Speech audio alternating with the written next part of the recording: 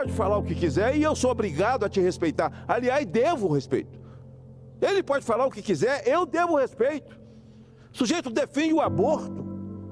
Cara, assim, eu sou completamente avesso só de ouvir, mas eu vou respeitar. Mas quem defende tem que respeitar a mim. Que não defendo. Aliás, para mim, aborto é um assinte contra a natureza de Deus. Para mim, quem defende aborto tem coragem de matar a mãe. Mas eu queria, senhor presidente, encerrar lendo um texto. E ao final, eu vou dizer onde encontrei. O texto, se lido, fica parecendo que fui eu, ou se foi um Augusto Nunes, ou foi Caio Coppola, ou foi o Girão, esse texto. Mas ao final direi: é dura a vida de quem pelo menos tenta não ser engolfado por opiniões ideologizadas, um fenômeno que contaminou até cientistas que deveriam ser a última linha de defesa contra a politização das suas atividades. Alguns acontecimentos dos últimos dias dão um certo alívio para aqueles que mantiveram a independência, e são algo duro de engolir para quem acreditou firmemente que os negacionistas, entre aspas, seriam punidos por seus múltiplos pecados durante a pandemia.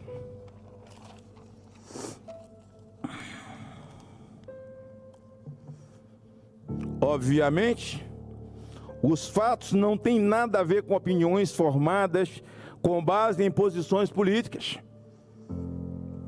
Progressistas em geral louvando a ciência, essa coitada tão abusada, e conservadora insurgindo-se contra a obrigatoriedade de medidas como máscaras, lockdowns e vacinas. Teste de realidade. Vírus saiu de um laboratório e máscara foram inúteis. No olho do furacão, a matéria de nós quis acreditar que uma camadinha de papel ou de pano em frente do rosto nos protegeria de vírus e que ficar em casa era o preço a pagar pela sobrevivência a uma praga incontrolável saída da natureza para, como sempre, punir os humanos por invadir habitats animais. No fundo, era nossa culpa e precisamos expiá-la. O Departamento de Energia dos Estados Unidos e o FBI fizeram declarações apontando uma razoável convicção de que o vírus Covid-19 escapou por acidente do laboratório chinês onde era estudado, em Wuhan. Parecia um absurdo lógico imaginar que o vírus aflorando na cidade de Wuhan, onde funciona um laboratório de estudos desse tipo de agente patológico, tivesse saído por acaso de um morcego que infectou um animal intermediário que infectou humanos. Mas quem disse isso chegou a ser chamado de racista. Outro tijolinho recente: a revelação de que a França havia encerrado a colaboração com o laboratório de Wuhan e avisado que ela estava sendo usada para fins militares. Fato. Uma instituição chamada Corchene Liberi, considerada a mais respeitada na análise de intervenção médica em escala mundial, concluiu que a máscara comuns ou usadas por profissionais de saúde nos N95 provavelmente fizeram pouca ou nenhuma diferença na propagação da doença, antes da pandemia, serviços médicos de diferentes países e organizações mundiais de saúde não consideravam a máscara efetiva para conter o contágio de doenças respiratórias. Fato ou fatos? Uma montanha de e-mails provenientes do ex-secretário de Saúde do Reino Unido, Matt Hancock, comprova o que muita gente já tinha concluído, ou seja, que o governo na época, chefiado por Boris Johnson, tomavam providências com base em pesquisas de opinião e não mais pura e elevada ciência. Não é exatamente uma surpresa, e todos os políticos precisam realmente levar em consideração o que o povo está pensando, mas ver a manipulação nua e crua desse conceito é chocante. É chocante. Um exemplo, o mar de mensagens. As crianças das escolas inglesas para alunos a partir de 11 anos foram obrigados a usar máscara sem nenhum embasamento científico, mas sim um puro cálculo político. A primeira-ministra da Escócia na época, Nicola Sturgeon, havia determinado a restrição e Boris concluiu que não valia a pena comprar essa briga. Não queria parecer menos durão do que a rival escocesa. Só um minuto, senhor presidente, e eu encerro. Achava mesmo que não havia volta às aulas até o início do ano letivo em setembro. Hancock e outros funcionários ironizavam as pessoas que precisavam voltar ao país de fora durante um certo período, obrigadas a aceitar e pagar para ficar 10 dias em isolamento em hotéis perto de aeroporto, trancados em caixa de sapato. Hilário, diz um deles. Os exemplos de decisões sem motivos sólidos são inúmeros. Provavelmente seriam similares a outros governos pudessem ser vasculhados de forma tão definitiva. Um dos raros países que já fizeram isso foi a Suíça, que se distinguiu de todos os outros países desenvolvidos por não mandar a população se trancar em casa.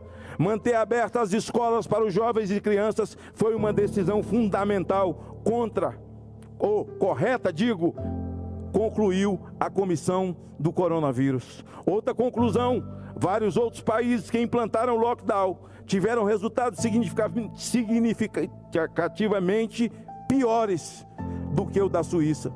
A autoridade médica, a única responsável pelas medidas oficiais, pecaram por demorar muito para alertar a população e houve aglomeração que deveria ter sido restringida, criticou a comissão. Em resumo, muitas das orientações das consequências do combate ao Covid-19 só estão sendo estudadas agora, enquanto autoridades médicas e governamentais tiveram que reagir no calor dos acontecimentos e em meio a um estado mundial de pânico e prognósticos calamitosos. Quanto mais a ciência verdadeira e jornalismo inquisitivo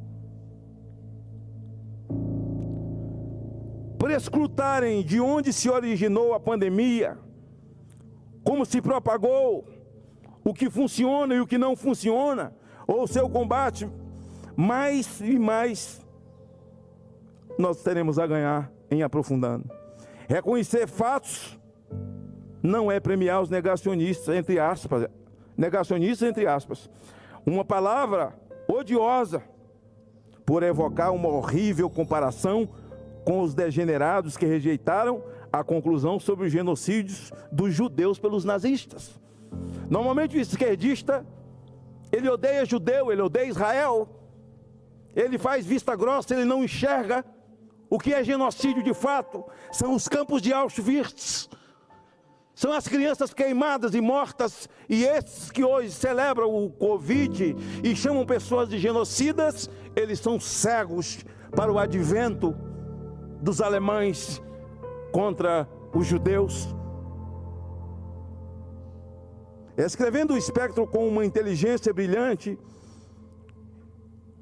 e seu poder para a polêmica, Rod Lieder anotou sobre a situação da Inglaterra: eu não tinha e não tenho grandes objeções ao primeiro lockdown ou ao menos há as primeiras recomendações para usarem máscaras ou esfregarmos as mãos com álcool a cada pouco segundo da nossa vida.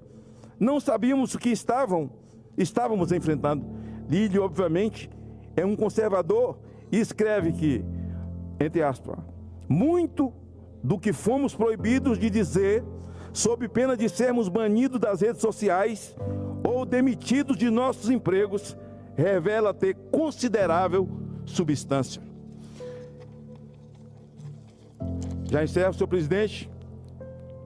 Quem preferir pode ignorar essa parte e se ater aos fatos que estão contando uma história a qual não deveríamos fechar os nossos ouvidos. Nunca se morreu tanta gente. Nunca se morreu por morte súbita no mundo. Simplesmente apagou. Esse texto não é meu. Não costumo falar com o texto na mão. Até porque tenho dificuldade. Prefiro falar com o meu coração. O que sinto. Esse texto devia ser primeira página, mas não é. Está lá no finzinho. É de sexta-feira passada da revista Veja no Brasil. Não foi escrito por Eduardo Girão, não foi Caio Coppola, não fui eu, não foi nenhum indivíduo, muito menos Jair Messias Bolsonaro. Eu pretendo, na próxima semana, ler nesta tribuna a bula da vacina da Pfizer. Eu vou ler aqui. Eu vou ler a bula de todas as outras vacinas. Eu não me vacinei, graças a Deus. E sei que Deus tem cuidado e vai cuidar das pessoas que se vacinaram. Porque um pânico foi posto na cabeça dessas pessoas e no coração, que as colocaram tão amedrontadas, tão em pânico, trancadas em casa, onde qualquer vírus de gripe pode ser incubado. As pessoas que têm rinite, como eu, ao tossir, achava que já ia morrer. Ao dar um espirro perto de alguém, alguém ia embora, saía do restaurante, porque aqui ele está doente. E nós fomos assaltados por tudo isso. E as pessoas foram levadas pelo pânico. As pessoas diziam na campanha: você é maluco, não fala sobre esse assunto, senão você não vai ganhar. Não depende de mim, urna é só um detalhe. Se eu passar por ela, foi Deus. Se eu não passar, foi Deus também. Que bobagem, eu só quero discutir o que eu acredito. E vou continuar discutindo o que eu acredito. É lamentável, é triste ler a bula. Até porque nem aconselho quem tomou ler. Porque se ler a bula, pode ter um infarto ao ler a bula. E a gente vai parar de falar só porque alguém pode vir te chamar de negacionista, de terraplanista, não é? E com essa narrativa em cima do presidente Jair Bolsonaro,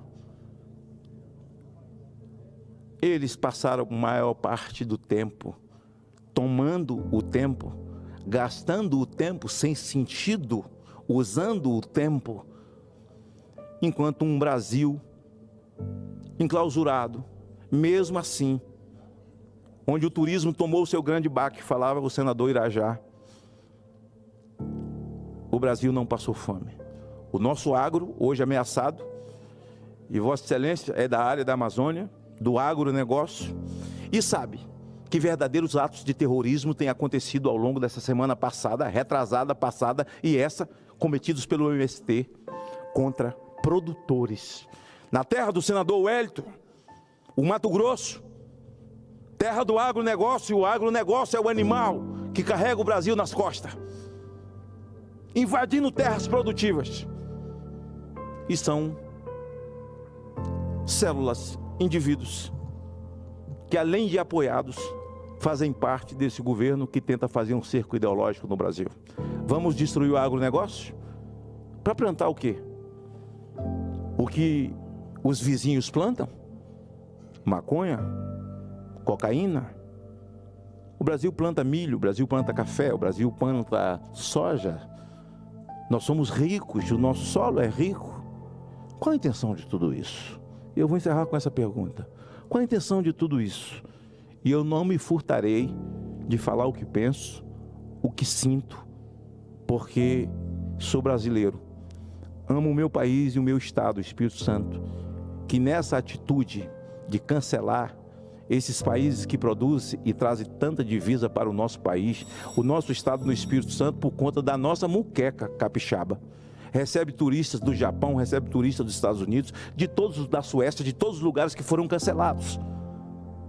Eles vão lá consumir em Guarapari, vão consumir na Praia da Costa, vão consumir na Praia do Morro, em Marataízes, sabe? Vão lá subir para Pedra Azul, as terras frias do estado do Espírito Santo, com hotéis maravilhosos. Essa cadeia toda tomará um baque muito grande por conta de um comportamento meramente ideológico, porque é ideológico. Porque quem aporta um navio de guerra do Irã dentro das suas terras e retalha quem pode trazer divisas pelo turismo, é claro que é ideológico. Obrigado.